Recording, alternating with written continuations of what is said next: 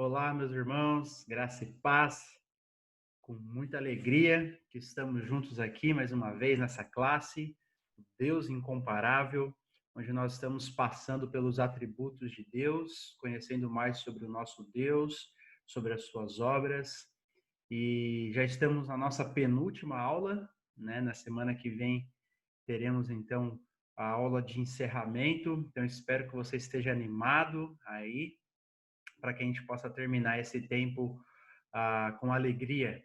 Pega a sua Bíblia, tá bom? Pega o seu caderno, se você está anotando, pega o seu café e vamos juntos por mais dois atributos de Deus na aula de hoje. Hoje, então, nós vamos ver esses dois atributos, a santidade e a ira de Deus. A santidade e a ira de Deus. Vamos só orar antes de iniciar esse nosso tempo. Pai, nós nos apresentamos a Ti nesse momento, com o coração com temor, Senhor, porque nós vamos aprender, eu vou falar sobre seus atributos e, Senhor, ajuda-nos, ajuda-me, Pai, a falar com fidelidade, a falar, Senhor, de maneira bíblica e também com temor no coração, Deus. Nós sabemos que o Senhor é exaltado, que o Senhor é santo, que o Senhor é justo e que isso possa ser transparecido aqui nessa aula, Pai. Que o Senhor possa nos dar um senso da tua santidade, Senhor, e iluminar os olhos do nosso coração para podermos experimentar essa verdade nas nossas vidas. É confiado no nome de Jesus Cristo, nosso Senhor, que nós oramos. Amém. Então vamos lá, meus irmãos. São dois atributos assim meio, né, meio um pouco difíceis de serem tratados, tá bom? Com algumas controvérsias, mas são atributos maravilhosos de Deus e para nós podermos ter uma completude, um entendimento maior do Deus a que nós adoramos, nós temos que então entender esses dois atributos. Por que que esses dois atributos geralmente são os atributos que as pessoas menos gostam, né? São os atributos que as pessoas menos gostam. Por quê? Porque nós somos uma cultura humanista, né? Nós somos uma cultura onde as pessoas querem ser aceitas da maneira como elas estão e com o que elas estão fazendo. Elas não querem mudar, né?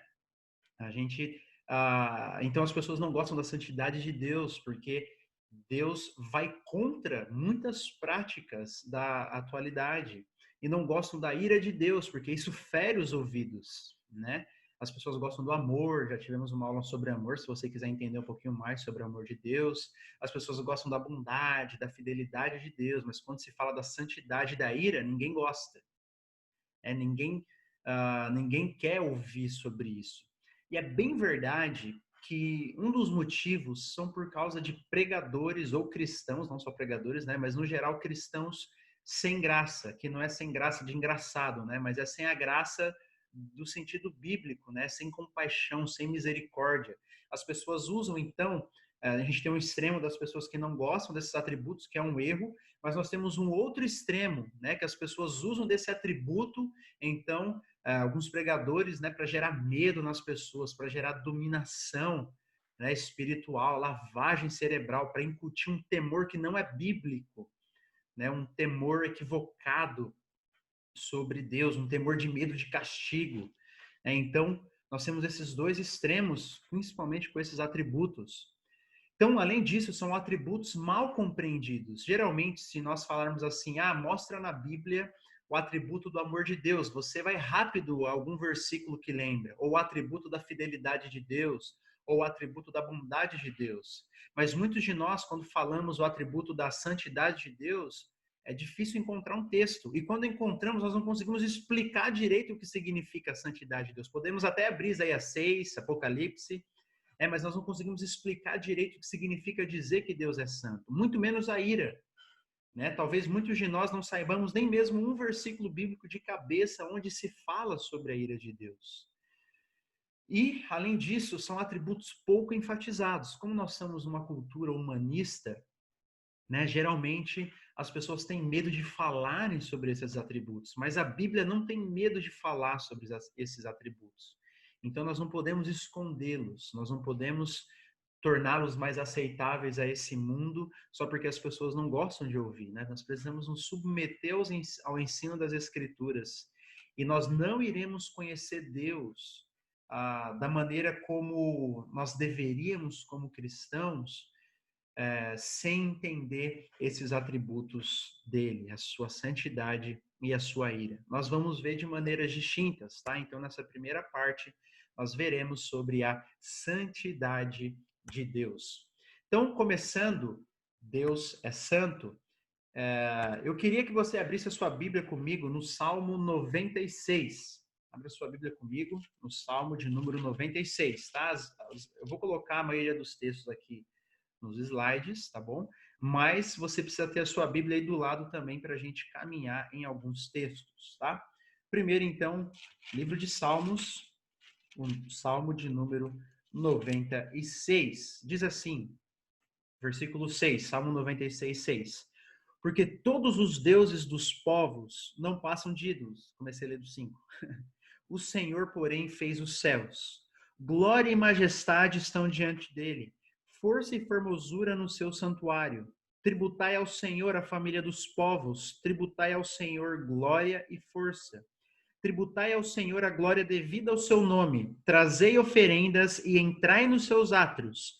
Adorai o Senhor na beleza da sua santidade. Tremei diante dele todas as terras. Eu quero focar aqui nesse versículo 9. Adorai ao Senhor na beleza da sua santidade. É um mandamento de nós adorarmos ao Senhor por causa da sua santidade. Então nós não temos como cumprir esse mandamento se não entendermos o que é a santidade de Deus. Então espero que você esteja com a mente atenta, tá bom? Que você perdoe aqui os meus erros, que você perdoe a minha falta de habilidade no falar, tá bom? Mas que você possa, então, entender, para que nós possamos juntos entender sobre a santidade de Deus. E a santidade de Deus, ele é o atributo mais enfatizado da Bíblia. Uma palavra de cautela aqui. Nós já falamos que Deus não é dividido em partes.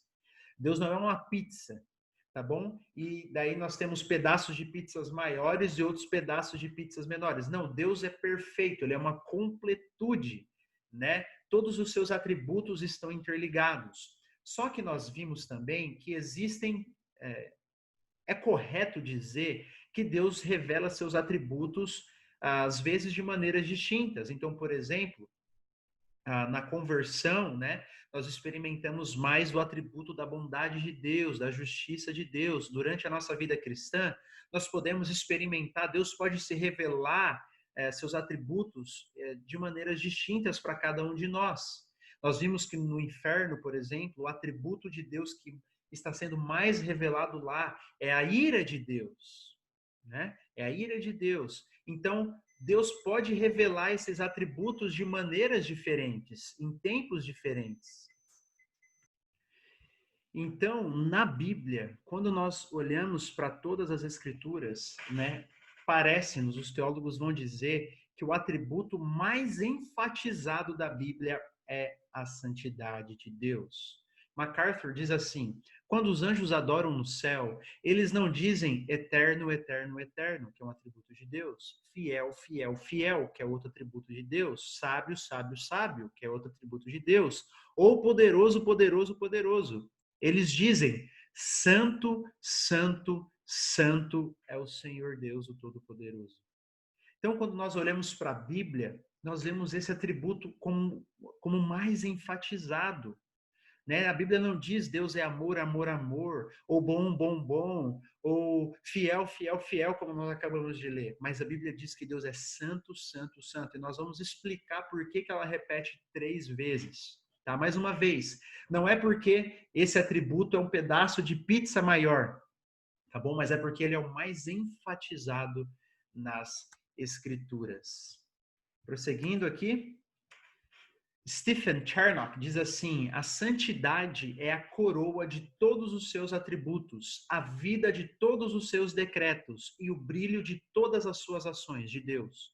Nada é decretado por ele, ação alguma é feita por ele, senão aquilo que é merecedor de dignidade e que honra esse atributo. Então é como se esse atributo perspassasse todos os outros. Então por isso que nós falamos, o amor de Deus é um amor santo, né? A ira de Deus é uma ira santa. A justiça de Deus pode ser conectado com santidade, mas pode ser uma justiça santa, né? Então, a Bíblia parece nos apresentar isso, que é como se fosse a coroa dos seus atributos, de todos os seus atributos, é aquele que dá o brilho, né, a beleza da santidade, o esplendor da santidade de Deus.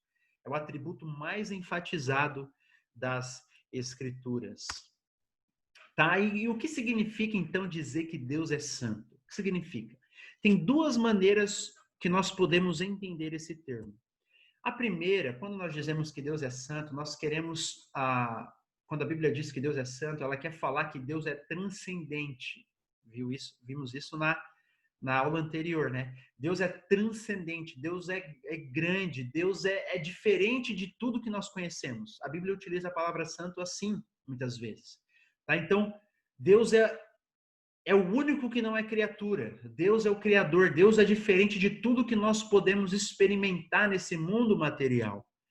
Tá? E nesse sentido, a santidade é um atributo incomunicável, nesse sentido.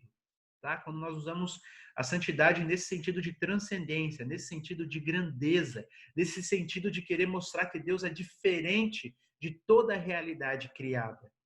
Mas também tem um outro sentido em que nós podemos usar a palavra santidade, que é no sentido de pureza moral, que é o quê? Tudo que Deus faz é bom, tudo que Deus faz é justo, tudo que Deus faz é santo, Deus não comete erros. Então, nesse sentido, é um atributo comunicável, que a Bíblia vai dizer, sejam santos porque eu sou santo, ou seja, pratiquem coisas justas, pratiquem aquilo que está de acordo com a minha palavra.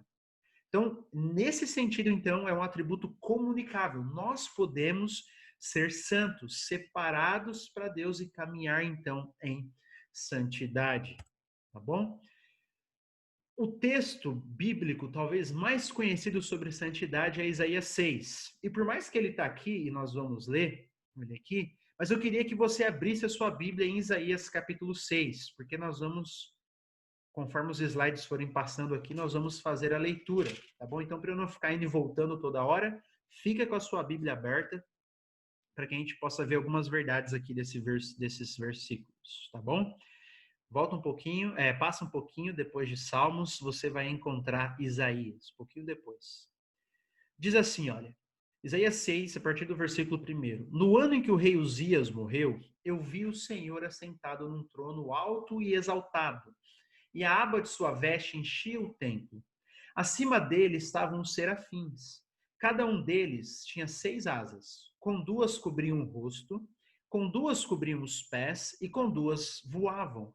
E proclamavam uns aos outros, dizendo: Santo, Santo, Santo é o Senhor dos exércitos. A terra inteira está cheia da sua glória.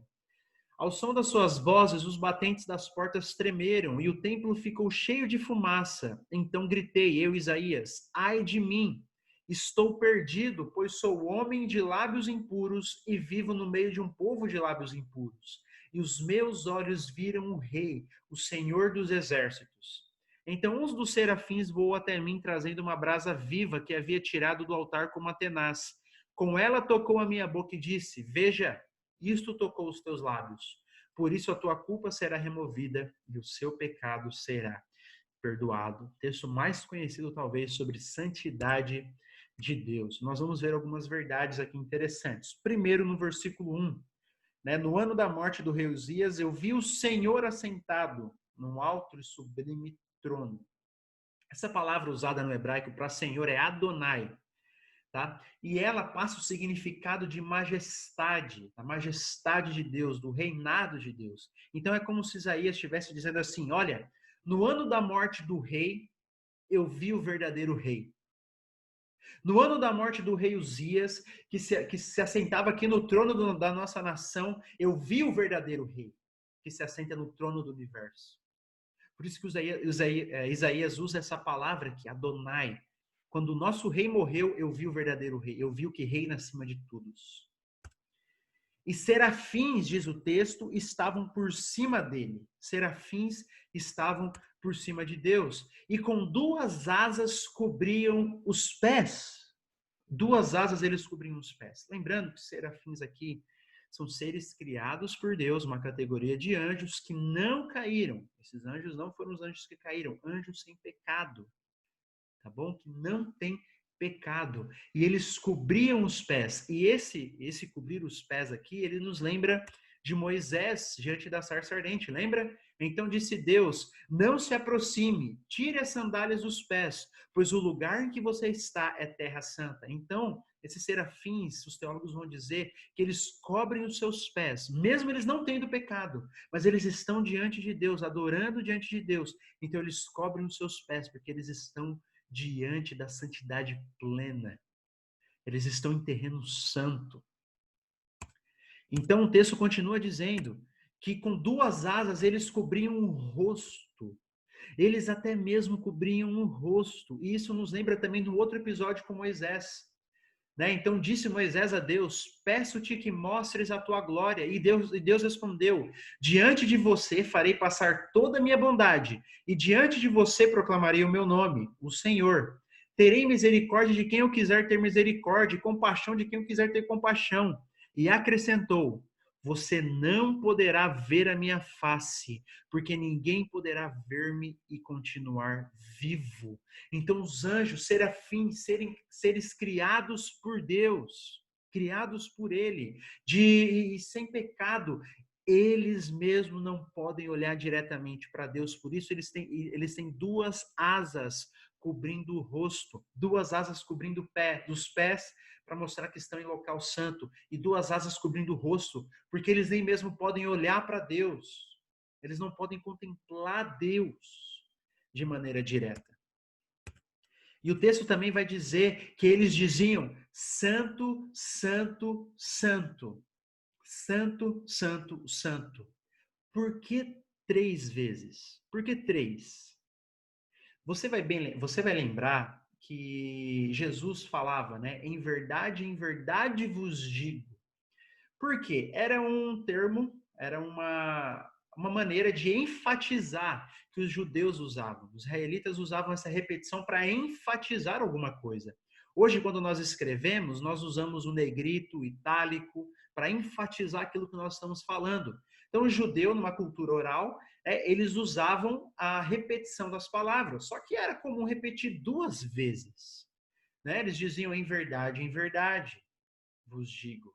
Né? Que algumas traduções já colocam verdadeiramente vos digo. Isso que eu vou falar, olha, prestem atenção. Mas aqui, eles não repetem 2 vezes, que seria o comum. Eles repetem 3 vezes para, assim, ó, olha, o que eu vou falar é muito enfático. Eu não tenho maneiras de enfatizar aquilo que eu vou falar. Me foge maneiras humanas de enfatizar.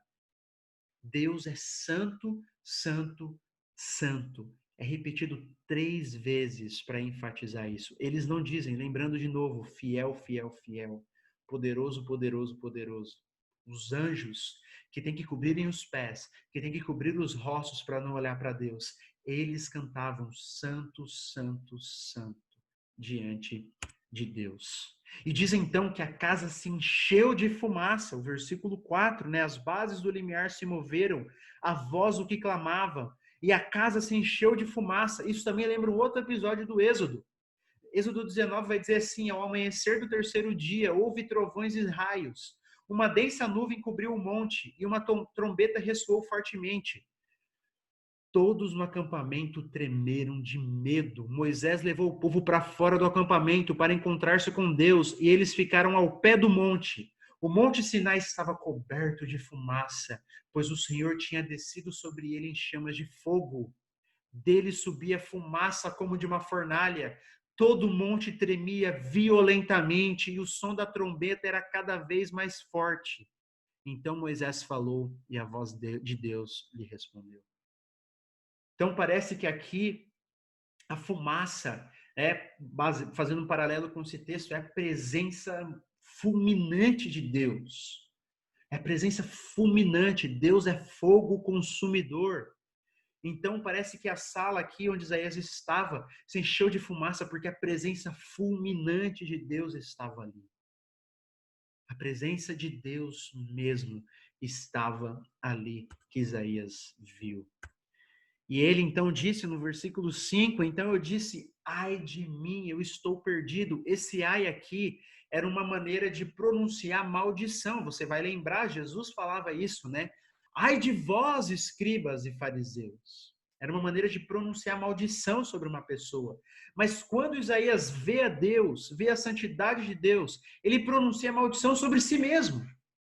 Ele fala, ai de mim, maldito sou eu. Por quê? Porque eu habito no meio de um povo que tem lábios impuros, e eu sou um homem que tem lábios impuros. Eu mesmo, eu sou pecador e habito no meio de um povo que é pecador. Isaías, diante da santidade de Deus, ele viu a sua própria pecaminosidade. Sua própria pecaminosidade. Os puritanos tinham uma maneira de falar isso, eles falavam assim: quanto mais nós nos achegamos diante da luz, mais sujeira vemos em nós mesmos. Não é verdade?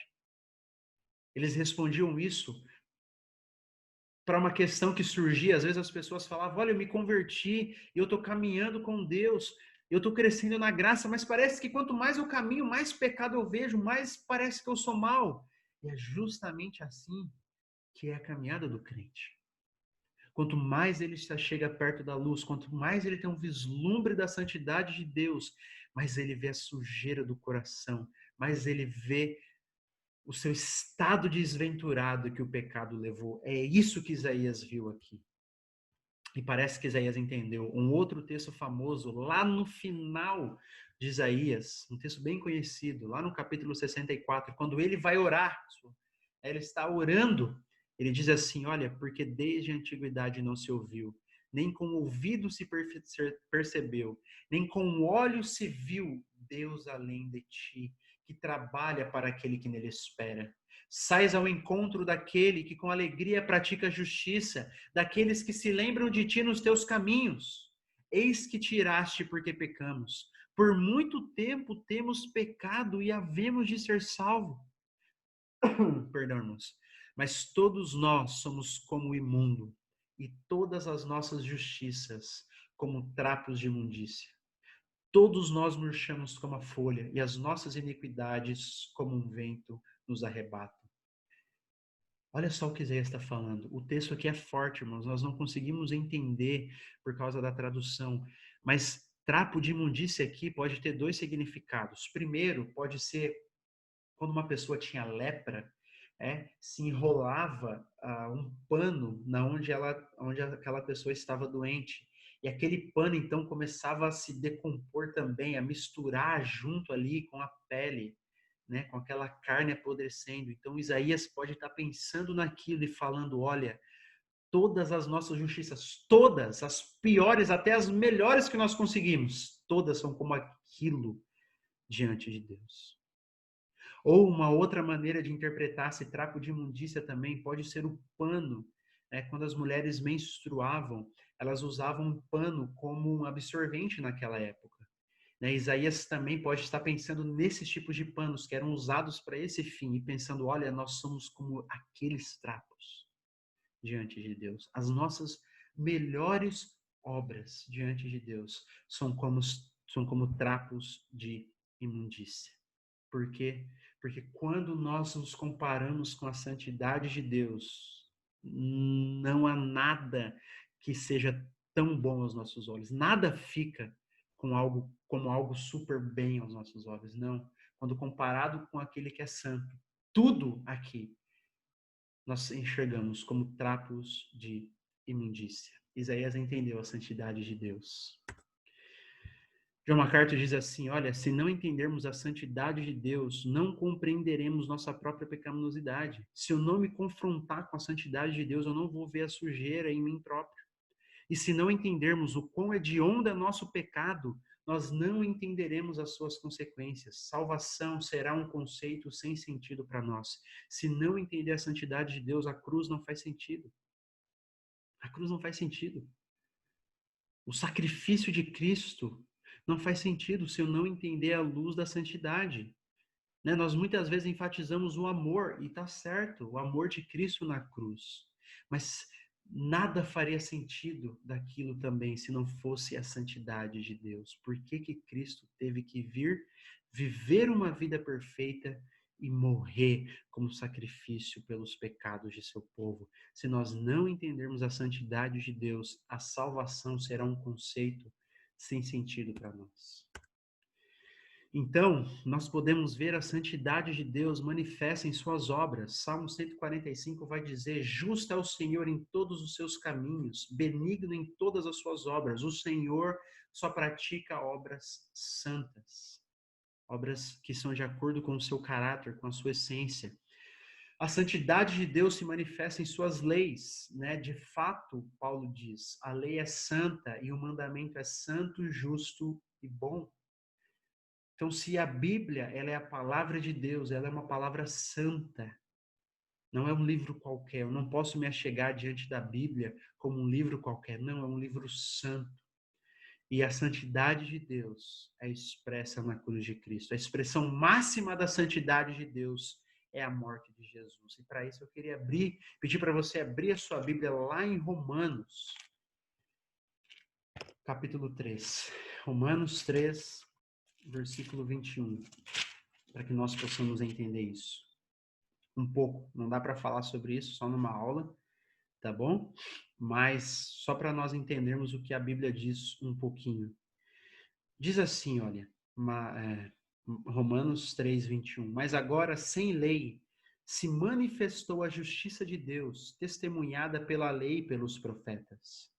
Justiça de Deus mediante a fé em Jesus Cristo para todos e sobre todos os que creem, porque não há distinção, porque todos pecaram e carecem da glória de Deus, sendo justificados gratuitamente por sua graça, mediante a redenção que há em Cristo Jesus, a quem Deus propôs no seu sangue como propiciação, mediante a fé, para manifestar a sua justiça, por ter Deus, na sua tolerância, deixado impunes os pecados anteriormente cometidos, tendo em vista a manifestação da sua justiça no tempo presente, para ele mesmo ser justo e o justificador daquele que tem fé em Jesus. Esse talvez seja um dos textos mais ricos, assim, conceitos da Escritura. Tá? E se você quiser entender, eu aconselho você a ver uma pregação do pastor Paul Washer chamado O Verdadeiro Evangelho, Romanos 3. Coloca lá, você vai ver uma pregação dele. Também tem um livro pequeno, na internet, é de graça, em PDF, é liberado, não é pirataria, tá bom? Você pode pesquisar O Verdadeiro Evangelho Paul Washer PDF, que você vai encontrar e você vai ter uma explicação mais profunda desse texto. Mas o que eu quero enfatizar aqui é que Deus, ele não pode habitar com o pecado e ele não pode fazer vista grossa ao pecado. Deus, com seu muito amor com que nos amou, ele não poderia simplesmente fazer vista grossa e dizer assim, tá bom, podem chegar-se a mim. Pode chegar, eu vou ignorar tudo que vocês fizeram. Ele não poderia fazer isso, porque se ele fizesse, ele não seria justo. Por isso que Paulo vai falar no versículo 26, né, de todo o sacrifício de Cristo, para Deus mesmo ser justo e justificador daquele que tem fé em Jesus. Deus quis justificar um povo. Ele quis justificar um povo, mas para isso, Cristo teve que morrer. Para que Deus pudesse se manter santo, se manter justo, Cristo teve que pagar pelos nossos pecados. E é essa maneira, então, que nós equilibramos a justiça e a santidade de Deus com o seu amor e graça. Cristo teve que padecer, porque Deus, por ser santo, é a sua essência. Ele não pode conviver com o pecado. Ele não pode tolerar o pecado. Por isso, Cristo teve que vir como uma propiciação pelos nossos pecados, como uma redenção, né, para ser o nosso redentor. Então, é por isso que a cruz é a expressão máxima da santidade de Deus.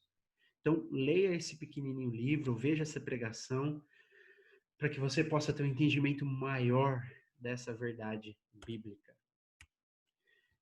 Charnock continua, ele diz assim, olha, nem todos os vasos do juízo já derramados ou por derramar sobre o mundo ímpio, nem a chama ardente da consciência do pecador, nem a sentença irrevogável pronunciada contra os demônios rebeldes, né? Contra os demônios que caíram, eles não têm chance de arrependimento, não tem redenção para eles.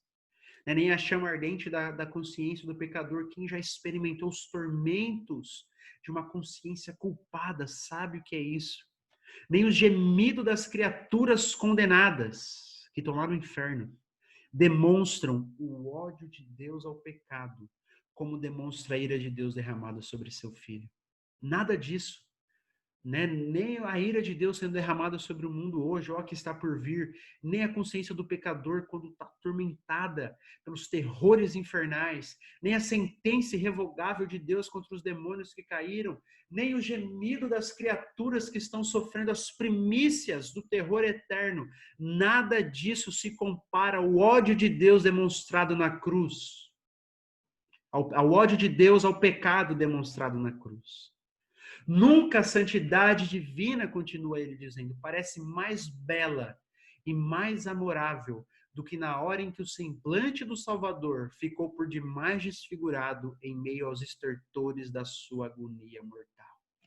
Ali nós vemos a santidade de Deus sendo satisfeita em Cristo Jesus. E é por isso que nós devemos adorar a Deus, louvar a Cristo. É por isso, irmãos, que Cristo clamou: Deus meu, por que me desamparaste? Eli, Eli, por que me desamparaste? Deus é santo, ele não podia ter comunhão, ele não pode ter comunhão com o pecado. E Cristo, naquele momento, estava carregando o pecado do seu povo, meu e seu. Por isso, então, houve algo inimaginável, algo que nós não conseguimos entender, mas é como se Deus Pai o abandonasse ali, houvesse um rasgo na comunhão, que se nós olharmos em João 17, a comunhão entre eles havia sido eterna, por causa do nosso pecado. Porque Deus é santo, ele não pode habitar com o pecado. E por isso Cristo teve que vir e morrer pelos nossos pecados, para que então, aquilo que ele experimentou, a separação de Deus, eu e você não experimentássemos mais. Cristo experimentou os terrores da ira de Deus, da sua santidade, para que eu e você não experimentássemos. Louvores ao nome dele. Então, ao meditar na cruz de Cristo, tenha isso em mente.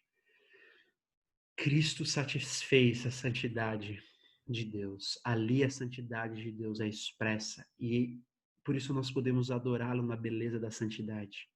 A cruz de Cristo expressa a santidade de Deus. Mas continuando, vamos falar então sobre a ira de Deus. É um assunto meio ligado, né?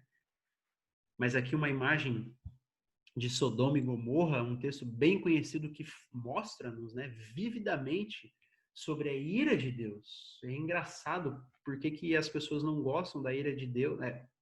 Porque não gostam de falar sobre a ira de Deus, né? Porque está nas Escrituras, por toda a Escritura. Vamos lá, a ira de Deus. Existem vários versículos que nos mostram a ira de Deus, o ódio de Deus ao pecado. Por exemplo, Salmo 45 vai dizer que Deus ama a justiça e odeia a iniquidade. Palavra forte aqui. Deus odeia a iniquidade.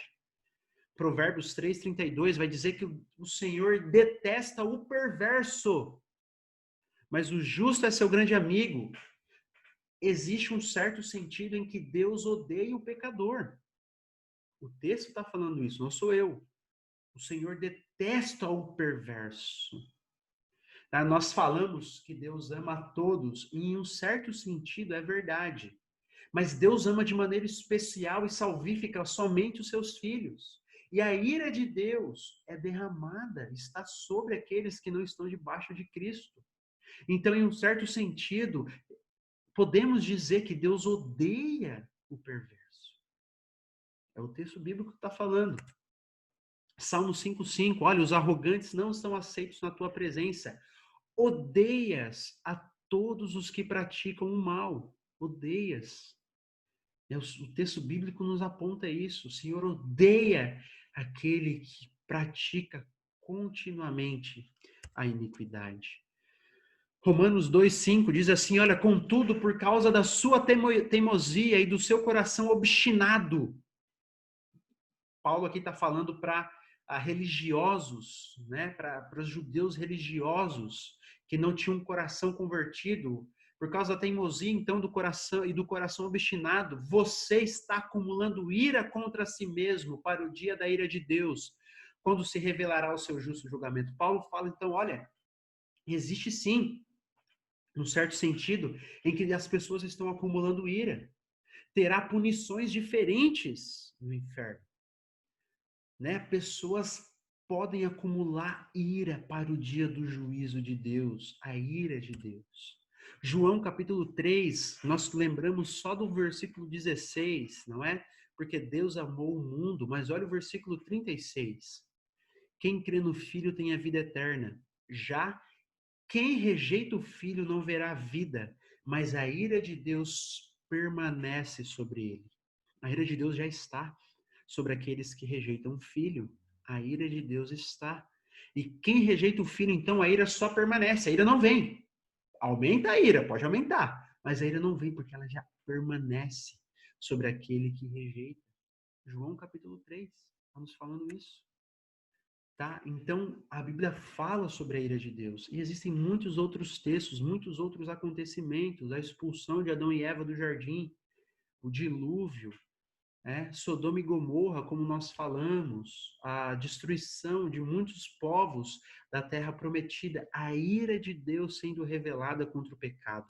E também, Paulo vai dizer em Romanos que a ira de Deus é revelada hoje. Então, olha comigo em Romanos capítulo 1. Nós acabamos de ver ali em Romanos 2 que existe o dia da ira de Deus, Paulo fala, que é o dia do juízo final, quando todos comparecerão diante do trono e serão julgados de acordo com as suas obras. Serão julgados de acordo com aquilo que fizeram. E os filhos de Deus serão inocentados. Serão inocentados por causa da justiça de Cristo. Mas todos nós compareceremos diante do trono. Compareceremos diante de Deus para prestarmos contas. Cristo disse, nós prestaremos contas de todas as nossas palavras diante de Deus. Todos os segredos do homem serão revelados naquele último dia. Mas existe também um certo sentido que essa ira está revelada hoje. Nada se compara àquele último dia. Nada se compara à ira que será revelada no último dia, mas ela já está sendo revelada hoje. Romanos 1, abra comigo Romanos 1, versículo 18. Você vai ver, você pode ler depois do versículo 18 até o versículo 32, que você vai ver Paulo falando disso de maneira vívida. Mas aqui nós vamos passar só por alguns versículos dessa sessão, tá bom? Paulo diz assim, olha, a ira de Deus se revela hoje, é revelada, se revela do céu contra toda impiedade e perversão dos homens que detêm a verdade pela injustiça. Então, a ira de Deus se revela hoje contra toda impiedade e perversão dos homens que retêm a verdade pela injustiça. Ele vai dando motivo disso. Versículo 21, porquanto tendo conhecimento de Deus, não glorificaram como Deus, nem lhe deram graças. Então Paulo fala, que aquilo que pode ser conhecido de Deus é revelado na natureza, mas os homens não querem conhecer sobre Deus. E a ira de Deus, então, é revelada diante deles. Versículo 24, como que essa ira é revelada, então? Por isso, Deus o entregou tais homens, aqui homens homens e mulheres, tá? Não está falando no sentido homens só do sexo masculino, homens no sentido de raça humana. Por isso, Deus entregou tais seres humanos à imundícia, pelas concupiscências de seu próprio coração, para desonrarem o seu corpo entre si. A maneira com que Deus, então, revela a ira, aqui Paulo está falando, uma das maneiras que Deus revela a ira é falar assim, olha, você quer seguir esse caminho? Então tá. Eu tiro a minha mão de cima de você. Vai? Meus irmãos, a pior coisa que poderia acontecer conosco aqui é se Deus tirar a mão dele, que retém o mal, de cima de nós e nos deixar seguir os nossos próprios desejos. Que o Senhor nos livre de experimentar isso. Que o Senhor nos livre. Porque isso é um sinal de que a ira de Deus está sobre uma pessoa. Ela faz tudo o que dá na cabeça dela. Ela não tem mais filtro. Ela não tem mais. Olha o versículo 24, o versículo 26. Por causa disso, os entregou Deus a paixões infames, porque até as mulheres mudaram o modo natural de suas relações íntimas por outro, contrário à natureza, e assim por diante. Então, Paulo aqui está falando que a ira de Deus se revela quando Deus tira a mão e as pessoas se entregam a relações que não são naturais, homem com homens, mulher com mulher. Né? Isso é um sinal, uma mostra de que a ira de Deus está sendo revelada, tá? Não só contra esse tipo de pecado. Isso é bem verdade. Tá? Contra todos os outros tipos de pecados que nós vamos ver aqui. Mas quando os homens deixam a sua relação natural e as mulheres deixam a sua relação natural, isso é uma mostra da ira de Deus, de que Deus está deixando essa pessoa seguir o próprio curso. Olha o versículo 28. E por haverem desprezado o conhecimento de Deus, o próprio Deus os entregou a uma disposição mental reprovável para praticarem coisas inconvenientes. Agora, veja, são vários pecados, não são só um tipo. Cheios de toda injustiça, malícia, avareza, maldade, possuídos de inveja, homicídio, contenda, dolo, malignidade, sendo difamadores, caluniadores, aborrecidos de Deus, insolentes, soberbos, presunçosos, inventores de males, desobedientes aos pais. Aqui, a gente nem imaginaria que estaria aqui, né? Esse tipo de pecado. Insensatos, pérfidos, sem afeição natural e sem misericórdia.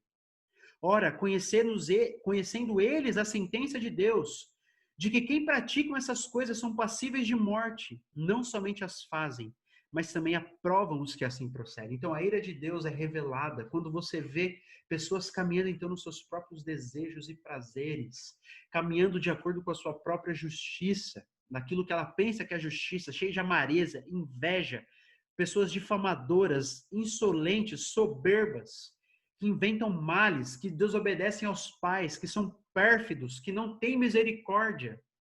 Isso é um sinal de que a ira de Deus está sobre essa pessoa. Que, na verdade, a ira de Deus está sobre todo aquele que não recebe o Filho. Todo aquele que rejeita o Filho é porque a ira de Deus permanece sobre ele e permanecerá, a não ser que essa pessoa, então, se entregue a Cristo. É a única maneira de desviar as torrentes da ira de Deus de cima de um pecador. Olha só o texto de Naum. Naum. É um texto bem vívido que ele vai tentar ilustrar para nós a ira de Deus. Olha só o que ele diz. Sentença contra Nínive. Né? Logo depois de Jonas. Alguns dizem que é 100 anos depois de Jonas. Jonas vai para Nínive, prega, né? E parece que há uma conversão ali dos ninivitas. Alguns dizem que não foi conversão verdadeira, que não foi um arrependimento de verdadeiro, mas outros dizem que sim.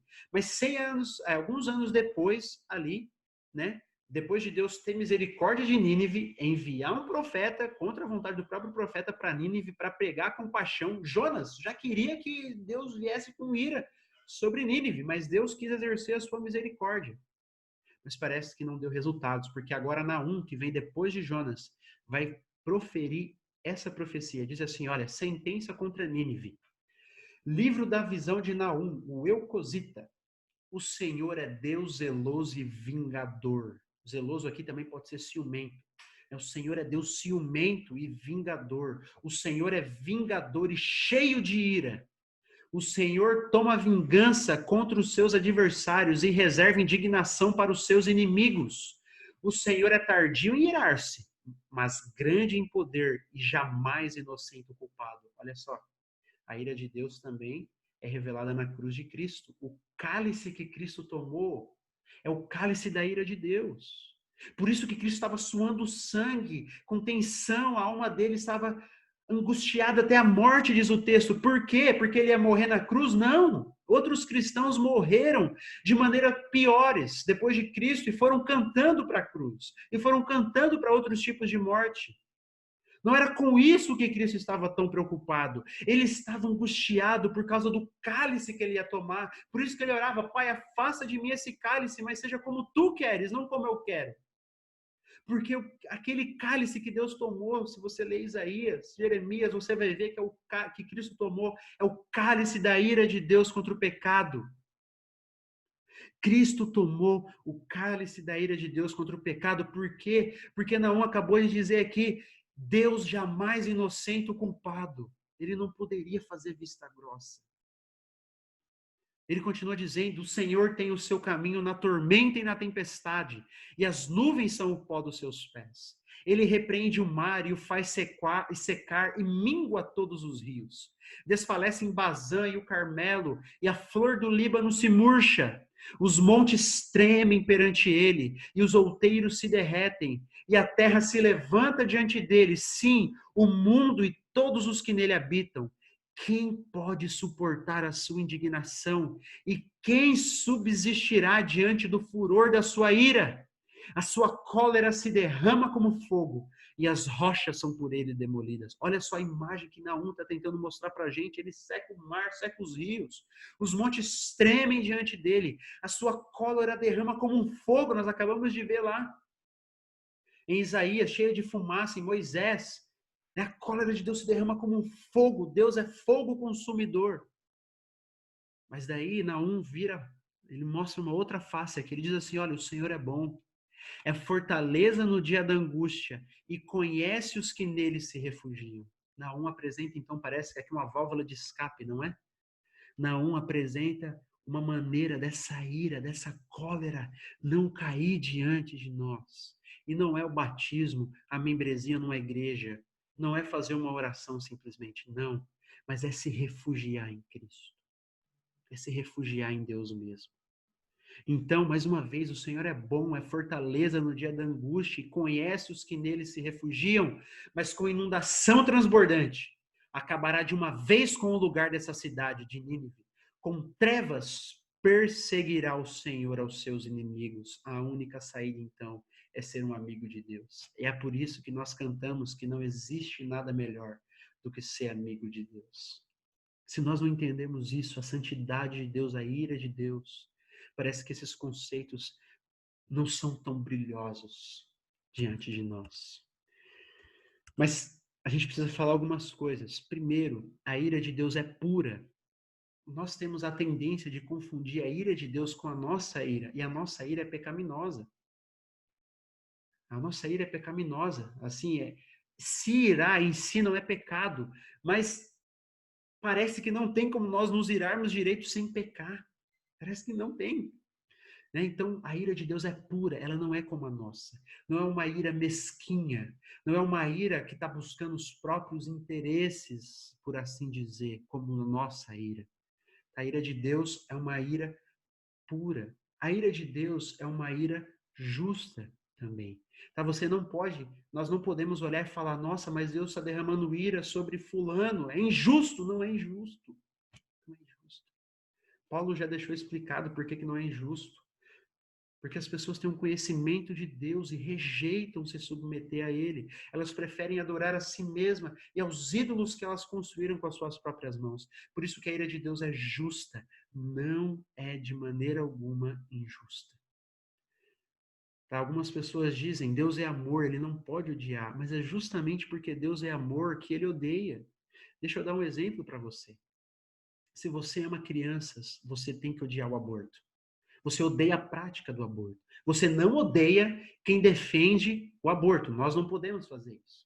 Nós somos chamados a amar todas as pessoas. Mas nós odiamos a prática. Né? A prática é. A gente se ira contra a prática do aborto. Por quê? Porque nós amamos a vida. Nós amamos as crianças. Nós amamos os bebês no ventre da mãe. Então, se Deus ama tudo aquilo que é puro, tudo aquilo que é justo, se Ele é santo, Ele odeia tudo aquilo que é contra a santidade, tudo aquilo que é contra a sua justiça. E por isso, Ele é um Deus irado. Outra coisa, Deus ele não comete erros ao exercer a sua ira, tá bom? Deus ele não, nossa, Deus derramou ira demais sobre fulano. Deus não comete erros. Bom, ele é infalível. E o inferno é a expressão final da ira de Deus. O inferno é a expressão final.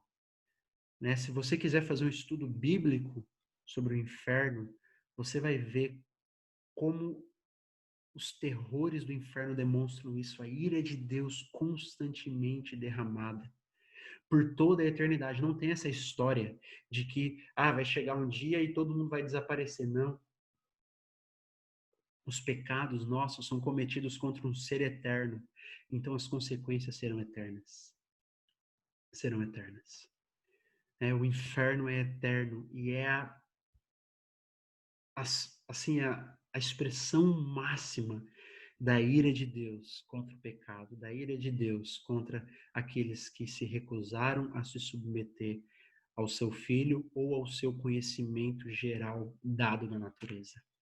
Então, quando você for entender a ira de Deus, entenda isso, tá bom? Não é pura, ela não é mesquinha, é uma justiça, é uma ira pura, tá? Ela é justa, ela não é injusta, tá bom? E ela é infalível. Deus não comete erros ao exercer a sua ira. Jonathan Edwards dizia assim: queira Deus que todos aqueles que ainda estão fora de Cristo, pendentes sobre o abismo do inferno, quer sejam senhoras e senhores idosos, ou pessoas de meia idade, quer jovens ou crianças, possam dar ouvidos agora aos chamados da palavra e da providência de Deus. Desperte e fuja da ira vindoura. A única maneira de fugir dessa ira, a única maneira de sermos libertos dessa ira, de Deus olhar para nós, não de maneira irada, mas agora com um sorriso de um pai para um filho, é nos escondendo em Cristo. É nos escondendo em Jesus Cristo. Então, meus irmãos, essa é a santidade e a ira de Deus. São dois atributos maravilhosos de Deus, tá bom? Nós temos que moldar os nossos corações, então, para aprendermos a receber da palavra de Deus aquilo que ela diz e não aquilo que nós gostaríamos que ela dissesse, né?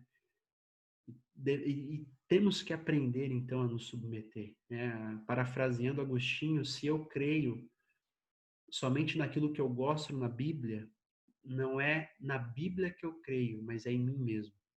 Então, nós precisamos anunciar aqui, nós como mestres, anunciar todo o conselho de Deus. Talvez alguns desses conselhos a gente não queria tanto assim, né? Mas faz parte do nosso trabalho fazer isso, do nosso trabalho dado por Deus. Então, volte, medite, estude, se você tem dúvida, fale conosco, tá bom? Vamos terminar então com as aplicações. Primeira, adore a Deus na beleza de sua santidade. É um mandamento, nós começamos esse estudo com o mandamento lá de Salmo, né? Adore-o na beleza da sua santidade, no esplendor da sua santidade, né? Peça para Deus, você talvez tenha sido tomado por um senso da santidade de Deus nessa aula, mas você pode ter muito mais, ou se você não experimentou, né? Você pode experimentar esse senso através da oração. É na oração que a teologia vira prática, assim vira experiência com Deus. Aqui nós fomos alimentados com conceitos acerca de Deus, com conceitos acerca de Deus. E essa verdade pode ter chegado um pouco ao seu coração, mas na oração você pode experimentar isso de uma maneira mais plena e mais profunda. Então, ore, feche a porta do seu quarto, se ajoelha diante de Deus e fala: Senhor, eu quero te adorar na beleza da sua santidade. Ensina-me a experimentar isso, a enxergar pela fé, Senhor, a sua santidade, esse é seu atributo. E aí você pode orar, como Deus gosta que a gente ore. Fala: Senhor, olha, é o mandamento do Senhor, adorai na beleza da sua santidade. Está na sua palavra, eu li na EBD de hoje. Então eu quero cumprir esse mandamento, Senhor, eu quero te adorar na beleza da sua santidade. Então me dá um senso da sua santidade, Senhor, me dá um senso. Outra coisa, meus irmãos, faça guerra contra todo pecado. Olha Romanos 6, capítulo 4. Vai um pouquinho para frente, já estamos em Romanos mesmo, né?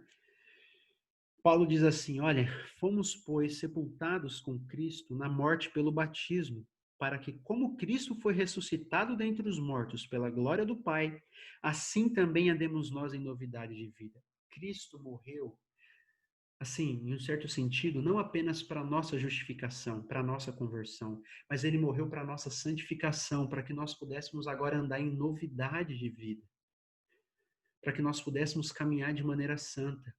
E todo pecado aos olhos de Deus, ele é condenável. Tá bom? Por mais que Deus não vai mais nos mandar para o inferno por causa dos nossos pecados, mas então, porque Deus odeia o pecado, porque Deus se ira contra o pecado, porque Deus é santo, então agora eu quero agradar o meu Pai, eu quero viver de maneira santa. Só que a gente às vezes cai num erro de fazer classificação de pecados. E de fato, existem graus de consequências entre o pecado. né? É diferente uma pessoa que assassina alguém, né, de uma pessoa que apenas pensou isso. Pensou rapidinho, pensou 2 segundos. É diferente as consequências do pecado, mas diante de Deus, os dois pecados, por menor que seja aos olhos dos homens, ninguém viu, só você e Deus. Esse pecado pode ser condenável. Na verdade, né, esse pecado pode, né, deveria te condenar ao inferno, por menor que ele seja, por menor que ele fosse. Então, meus irmãos, agora em Cristo Jesus já não há mais condenação, tá bom? Seu pecado não vai mais te levar para o inferno se você está em Cristo Jesus. Mas se você sabe disso, então, que Deus odeia o menor dos pecados, faça a guerra contra todos. Não tolere pecados, entre aspas, pequenos, só porque é pequenos aos olhos dos homens. Né? Existem pecados que são socialmente aceitáveis, uma mentirinha aqui, uma mentirinha ali,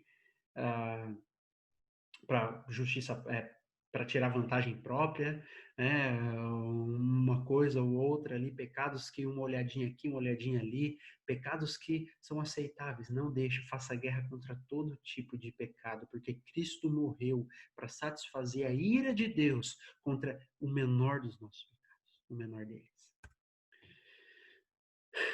Lembre-se que para aqueles que recebem o Filho, a ira de Deus não mais permanece sobre ele.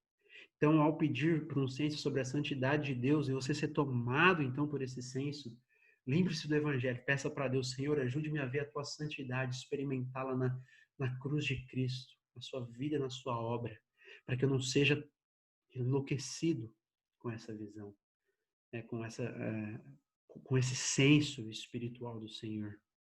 Lembre-se disso. Olha, a ira de Deus foi desviada de mim, para a glória dele, para a glória dele. Outra, Deus irá disciplinar aqueles que são seus. Deus não tem mais ira sobre os seus filhos e não odeia os seus filhos. Ele os ama, tá bom? Aqueles textos que falam que Deus ama Deus odeia o perverso, são os descrentes. Agora, Deus ama os seus filhos, mas Deus continua odiando o pecado. Então, Deus vai disciplinar aqueles que são seus filhos. Depois você pode abrir em Hebreus 12 e ler o versículo 4 ao versículo 13. Você vai ver que Deus disciplina aquele a quem ele ama. Então, por isso que às vezes o conceito de crente desviado, ele, assim, é difícil você encontrar esse conceito nas escrituras. Né? Pode acontecer, pode, mas é a exceção e não a regra. Né? Por quê? Porque se você é um filho de Deus, se eu sou um filho de Deus, Deus virá com a mão dele. Né? Com uma mão amorosa, com um castigo amoroso, é bem verdade. Né? Mas ele vai nos trazer de volta, ele vai nos resgatar. Se nós nos desviarmos, ele deixa as 99 ovelhas e vai atrás daquela que se perdeu. Então, Deus vai disciplinar. Tá? Deus não vai, ele vai usar situações da vida para a nossa santificação, para nos corrigir. Lembre-se de que no último dia todos seremos perfeitamente libertos do pecado. Eu gosto muito desse texto de Apocalipse 22, depois você pode meditar nele, tá bom? Mas diz então que nunca mais haverá qualquer maldição no versículo 3, lá no novos céus, na nova terra, que ele está falando, não haverá mais pecado ou consequência de pecado ou erro, não haverá, porque nela estará o trono de Deus e do Cordeiro. Então, no último dia, quando Deus, então, restaurar e fazer nova todas as coisas, não haverá mais maldição, porque Deus não pode mais habitar com o pecado. Nós seremos glorificados. Tudo isso vai acabar. Todas as consequências do pecado, toda a maldição do pecado, tudo isso terá fim no novo céu e na nova terra. Então lembre-se disso. No último dia, nós seremos perfeitamente libertos do pecado. E por último, meu irmão, para você que está me ouvindo e ainda não tem certeza, para você que está me ouvindo e sentiu a mente atormentada pela ira de Deus, né? Tem duas situações: ou você pode ser um crente com a consciência acusando, e Deus então está trabalhando na sua vida para que você possa buscá-lo mais, para que você possa orar mais, para que você possa se entregar mais à vida de piedade. ou você é um descrente? No primeiro caso, meu irmão, nos dois casos, a resposta é a mesma. Vá aos pés de Jesus e clame por misericórdia. Clame por salvação. Se você é um crente, mas está sentindo a consciência acusada e está duvidando da sua salvação, então clame por segurança. Clame e dia após dia clame até que você sinta esse peso, então, da ira de Deus que você pensa sentir seja removido diante de você. E você que é crente, né, ou não tem certeza se é crente ou não, que ainda não entregou, que ainda não se rendeu a Jesus e ao seu senhorio, a única maneira de não experimentar a santidade de Deus de uma maneira irada, né, de uma maneira assim condenatória, é se entregando a Cristo, é correndo para Jesus. Então, corra para Jesus, de uma maneira ou de outra, corra para Jesus. Ele é a nossa única salvação. E valorize ele então. Ele é quem nos livra de tudo isso. É quem nos tira então. É por meio dele então que nós podemos ter acesso à face sorridente de Deus. Termino com um hino que eu gosto muito. Nós temos o nosso cantor cristão Batista, tá bom? Mas por causa da tradução, né, para permanecer a rima em português, então a tradução ela muda vários sentidos. Assim, o hino é lindo, também é rocha eterna, você pode pesquisar e ouvir depois, mas em inglês, né, no original, ele passa um senso assim maior e que cabe mais na nossa aula aqui. Então eu gostaria de ler então essa partezinha do hino em inglês. Diz assim: olha, o trabalho de minhas mãos não podem cumprir as exigências da lei. Poderia o meu zelo não conhecer descanso, poderiam as minhas lágrimas para sempre fluir. Tudo isso jamais poderia o pecado apagar. Só tu, Senhor Jesus, deve salvar. Eu nada trago em minhas mãos, somente a tua cruz me agarro. Nu eu venho a ti para vestir-me. Desamparado eu busco a graça em ti. Sujo eu corro até a tua fonte. Lava-me, Senhor, ou morro. Lava minha consciência, Senhor. Lava os meus pecados. Lava, Senhor, ou eu vou morrer. Então, que essa possa ser a nossa oração hoje. Para que você possa, então, ao sair daqui, se ajoelhar diante de Deus, fechar a porta do seu quarto e ter esse encontro com a majestade, clamando a Ele: Senhor, lava-me, lava-me, Senhor, senão eu morro. Paizinho querido, Senhor, como o nosso coração se enche de temor ao sermos confrontados com essas verdades. Senhor, o nosso pedido é para que o Senhor possa nos dar cada vez mais um senso de quem o Senhor é, do seu caráter, da sua justiça, da sua santidade, da sua ira. Mas, Senhor, que ao olharmos então para Ti e ao nos depararmos com o nosso próprio pecado, que possamos olhar para Jesus, que é aquele que tomou o cálice da ira, que deveria cair sobre nós e que cairá no último dia contra os ímpios. Ajude-nos a valorizar Jesus, o nosso Senhor, que experimentou a separação contigo, para que nós não precisássemos ser separados de Ti, Senhor. E que ao lembrarmos então da santidade, da sua ira, que possamos sempre relembrar da cruz, que é onde Cristo satisfez a sua ira, a sua santidade, a sua justiça perfeita, Senhor. E por causa disso agora, Pai, não existe nada, Senhor, que o Senhor não possa pedir de nós. E de fato o Senhor pede tudo. Então nós não queremos reter nada, Senhor. Nós queremos te entregar toda a nossa vida, porque aquele que nos que nos proporcionou podermos chegar diante desse Deus maravilhoso, desse Deus grandioso, desse Deus santo. A Ele, Senhor, a Cristo que nos proporcionou isso, nós queremos viver para a glória dele agora. Nós queremos, Senhor, viver para fazer a vontade dele, porque se ele fez isso por nós, Senhor, nós queremos então entregar toda a nossa vida por ele. Senhor, que tu possas fazer Cristo brilhar em nossos corações, em nossas mentes.